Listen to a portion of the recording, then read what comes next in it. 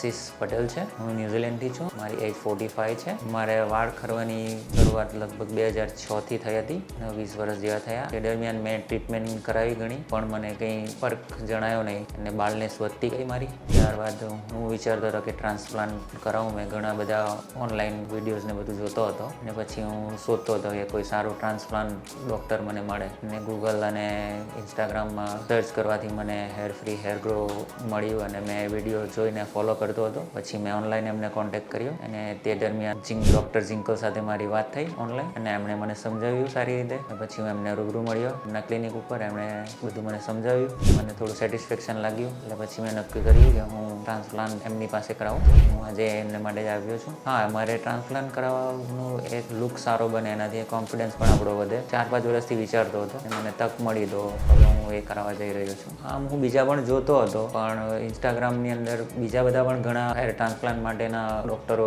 ને એ બધું છે, એ બધાને બી ફોલો કરતો હતો. પણ મેં જોયું એમનું રિઝલ્ટ અને એમના ક્લિનિક અને ડૉક્ટરો સારા છે. પછી મેં નક્કી કર્યું કે હું એમની પાસે જ કરાવું. અપેક્ષા એવી રાખું છું કે રિઝલ્ટ સારું આવે. હા, થોડું એવું ફીલ થાય છે નર્વસ જેવું, પણ મારા ફ્રેન્ડે અને ઘણાએ કરાવ્યું છે તો હું થોડો પોઝિટિવ પણ છું એ બાબતને લઈને. મારી સર્જરી ખતમ થઈ ગઈ છે અને એ તમે જોઈ શકો છો ને ખૂબ જ સફળતાપૂર્વક ફિનિશ થઈ ગઈ છે. મને લગભગ 4600 ગ્રાફ લગાવવામાં આવ્યા છે. મારું બિગ એફયુજી ટેકનિકથી ટ્રાન્સપ્લાન્ટ કરવામાં આવ્યું છે. સવારે હું આવ્યો ત્યારે ડૉક્ટરે મને 3 સ્ટેપ સમજાવ્યા. પહેલાં વાળ ક્યાંથી લેવામાં આવશે, કાઢવામાં આવશે અને પછી તે બાલનેસ એરિયામાં હોલ કરવામાં આવશે અને ત્યાર પછી બાલ ટ્રાન્સપ્લાન્ટ કરવામાં આવશે.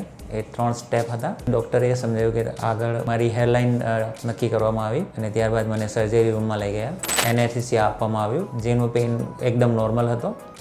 ત્યારબાદ મને ડૉક્ટરે એ પણ બતાવ્યું કે મારા રૂટ્સમાં 1 હેર, 2 હેર અને 3 હેર લાઇન્સના કેટલી. ત્યારબાદ મને લંચ આપવામાં આવ્યું. ત્યારબાદ લાસ્ટમાં ઇમ્પ્લાન્ટ કરવામાં આવ્યા.